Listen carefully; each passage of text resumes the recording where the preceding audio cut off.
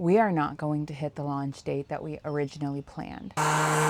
We want a sailboat that is completely competent to handle any kind of situation because this is our new permanent home. With that, it means we have a lot of projects to complete. Some are very simple and easy on the inside, like painting out lockers. Others, like replacing engine parts or figuring out how the hoses work all the way through the system, take a lot more work. And then there's the factor of weather. With the hull being completely stripped and all of the blisters replaced, you have to constantly monitor the weather because we can't always fare and fill whenever we'd like to. So there's all of those different components that we're working together, and because of that, we are not going to hit our launch date.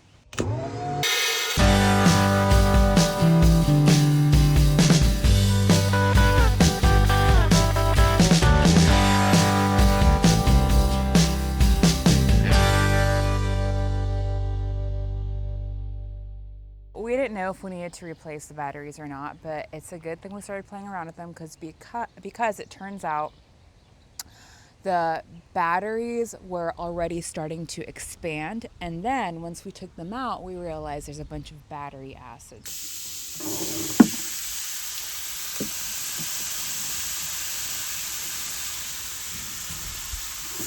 So we had to take all the baking soda we had on board and neutralize the acid, and that wasn't enough. So we brought more baking soda today to neutralize more of the battery acid that got out. So this is the lid to one of the battery boxes. This one didn't seem to have leaked as much, but we're going to take some baking soda and make sure that anything on there is all neutralized.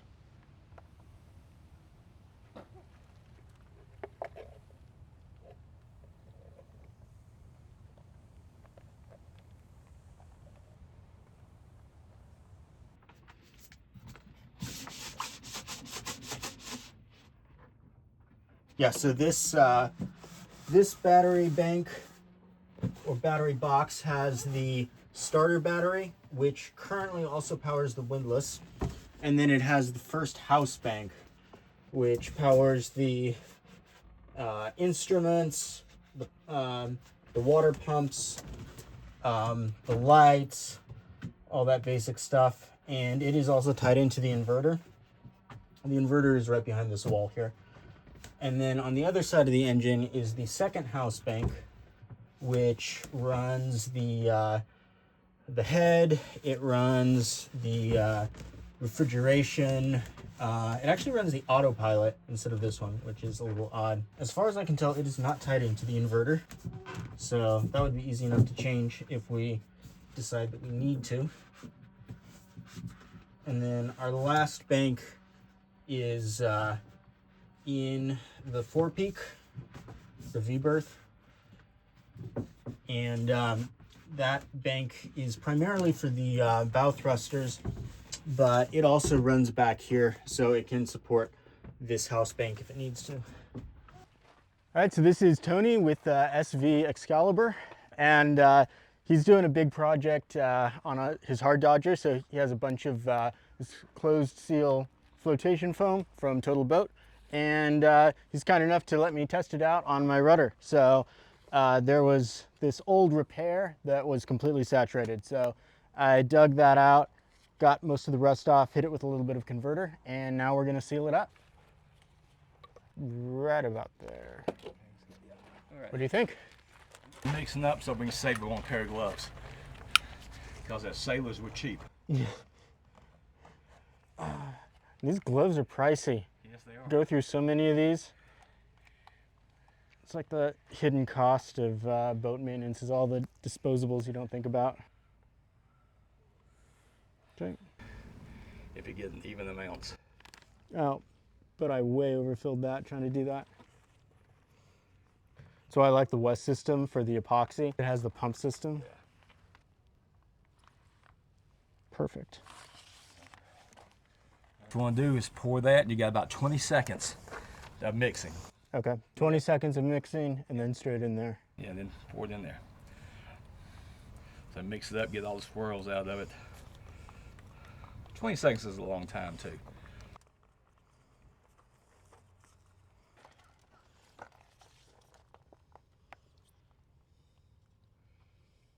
Hopefully this doesn't all run out the bottom there. And it takes about a minute to, it's just start, well, you'll see it start on the outside there, you see it starting to foam up. Yep. And the good thing about it, if you do over Portland, it's not like epoxy, it's not going to be as hard to sand off. I'm doing plenty of sanding anyway, so a little more won't hurt. Yeah, you can see it coming up top. See it coming up? Yeah? Yeah, we had plenty.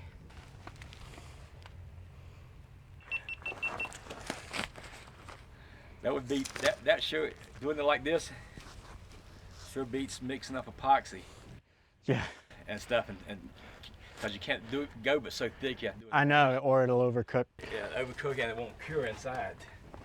Because I've tried that where you get the epoxy too thick with filler, and it won't cure. It won't cure. Yeah. It actually starts to get so hot it actually starts running out. Oh, and this is the better way to do it Yeah. as well, because it's the right density. Yeah. All right. That's cool though. If this works out, save you some time, and I get to see how quickly Yeah. You know, it's one thing you watch on YouTube and stuff like that to see how quickly it does, but it's another thing to actually see. To actually do it. Yeah.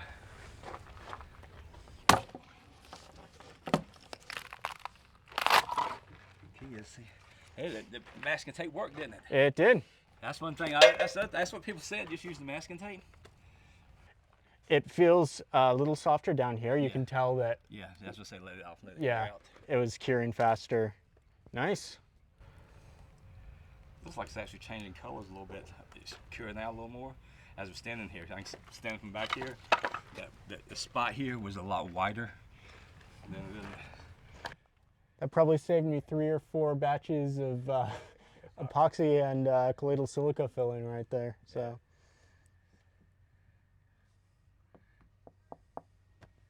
Cool. Nice. Well, thank you again. Yeah, man. So, do you want to talk about all the projects you have going on your channel right now? No, not really. I've got so many of them going on. We'd fill up your whole video with the projects I've got going on. You just did your whole rigging though. So that was Yeah, pretty just that. interesting. Finishing up, waiting for the tangs to get they have to get, my tangs are just a little bit too thick.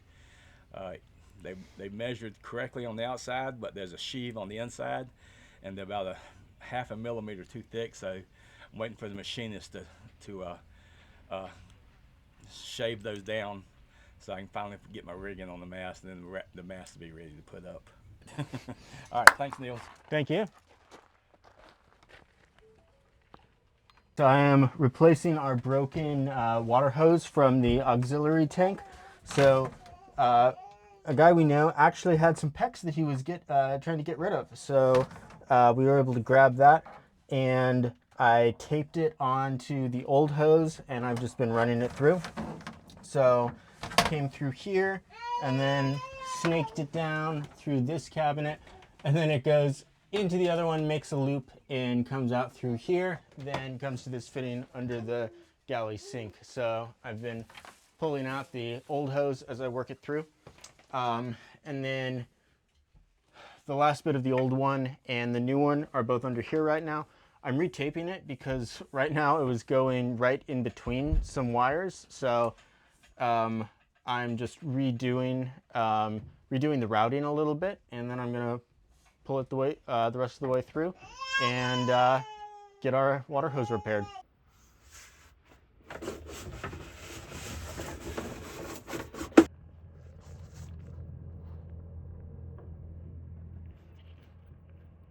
So I've got the ring on there. Hold it in place while I get this. Cyrus, you have been so happy today. Okay, so I actually need to recut this, I think. So hold it right there level for me.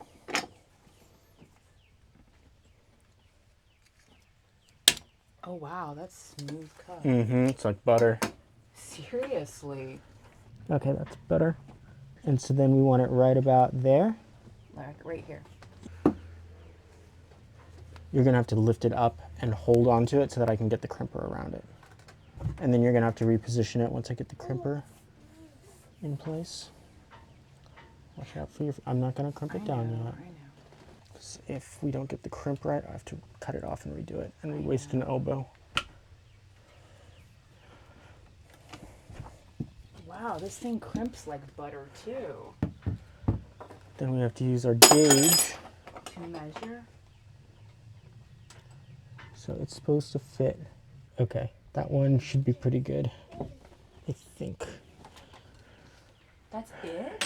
Yeah, but now we have to do the next one, which is going to be really tricky.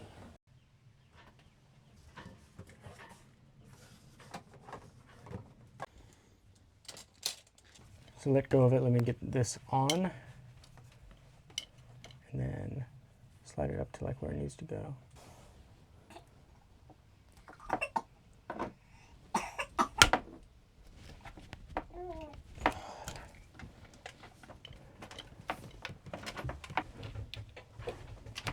Oh. Yeah, so this gauge is kind of counterintuitive to use because it's a no-go gauge. So if it slides all the way up, then your crimp is too tight. And if it won't go with like half of it over this line, then it's too big and it's going to leak. So you want it right like that, In the center. where the where the line lines up with the center, but it won't fit all the way into the end. Okay, so this fitting was a pain in the neck to do, but I'm really happy with how clean and tight that looks. So now the real test is whether or not it leaks. Assuming it doesn't leak, we have a really nice, clean run there. There it is.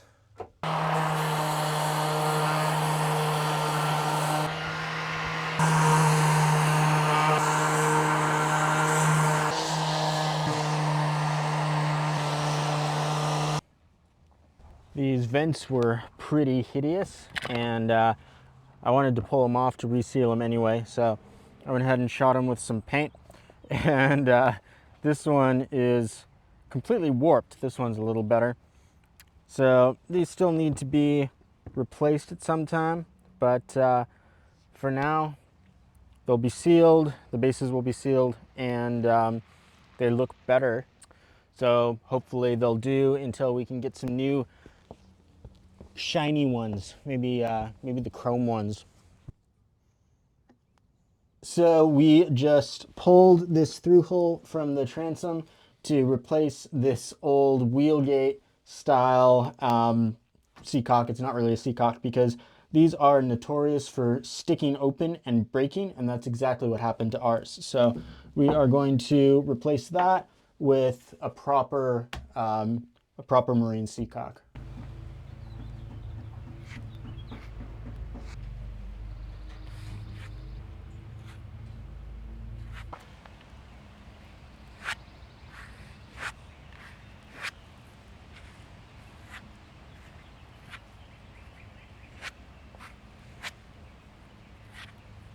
Today is our launch day, but we are not launching.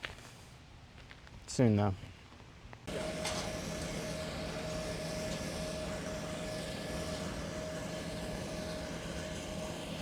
So we are cleaning the cushions that the previous owner's wife actually sewed herself, so they're custom made for our boat. But with that, if you can't tell right there, that is dirt that is so deeply embedded into the cushion.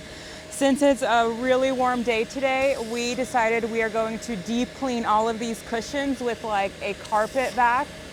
So we're soaking it with an eliminating odor and enzyme cleaner, and then we're going to finish it all off with also a mold eliminator, because with these being sailboat cushions, that's a very high probability, and that's something you want to protect against. And then these have to be out in the sun for like 24 hours to thoroughly dry. But here, look how dirty these cushions are. Like, look at this. This is the dirt, and the corners are by far the worst.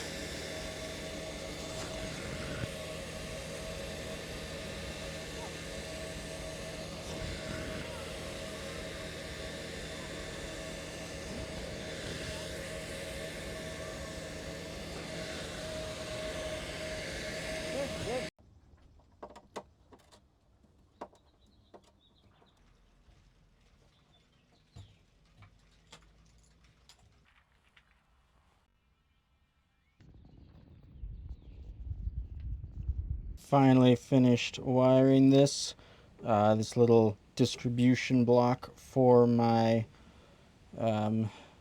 outlets. It was still light out when I started, but I have all the positives tied together with jumpers, all the negatives tied together with jumpers. They are isolated. I have my USB-A. This is just a auto style adapter that was already there. And this is my USB-C. So this is for my laptop or a phone. The USB-A on the other side is for the GPS receiver, and this is for whatever we want to plug into it. We have a adapter for USB-A or USB-C, but it's not going to charge as fast as the night. Put a little bit of a drip loop in each of those, and there we have it. All that's left is to see if it works. And it looks to me like we have power.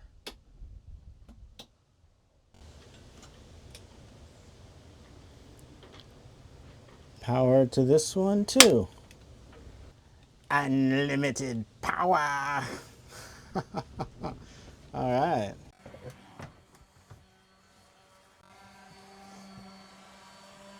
I actually start painting.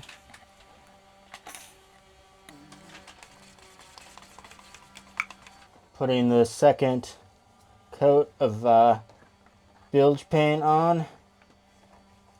It is so satisfying to finally have a painted bilge after what it looked like. I want my bilge to look like someplace people want to come over and have tea. Like, I want people to come onto the boat and we'll be like, oh, here, sit down at the table. And I want them to say, oh, we'd really like to spend some time in the bilge, can we? And I'll have to say, no, we don't let guests in the bilge. It's just for us.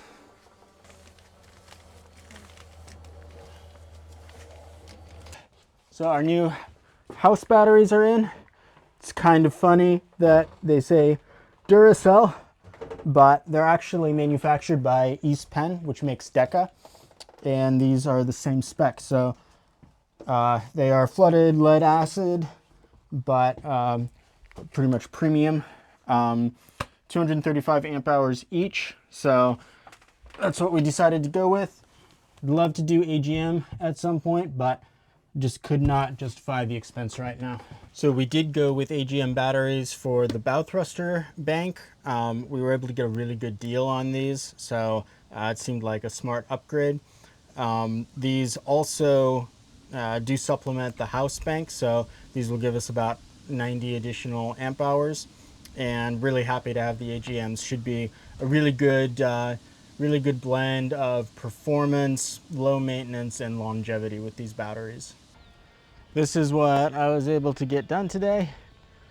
Today was, this was probably the first day all spring that it was warm enough that I didn't have to worry about the overnight temperatures as far as my epoxy curing, and I was able to just fare all day. So I kind of thought I was going to get a lot more done, but between cleaning every single area with acetone, mixing all of the filler, and then trying to apply it, it is such a time-consuming process. I don't even know where to start speculating how much time this whole thing has taken.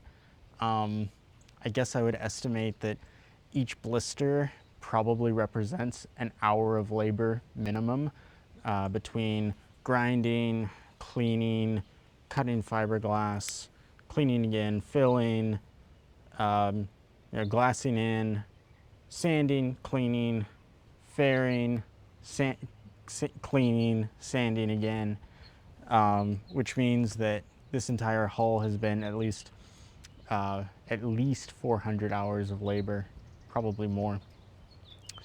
So get back to it. again tomorrow.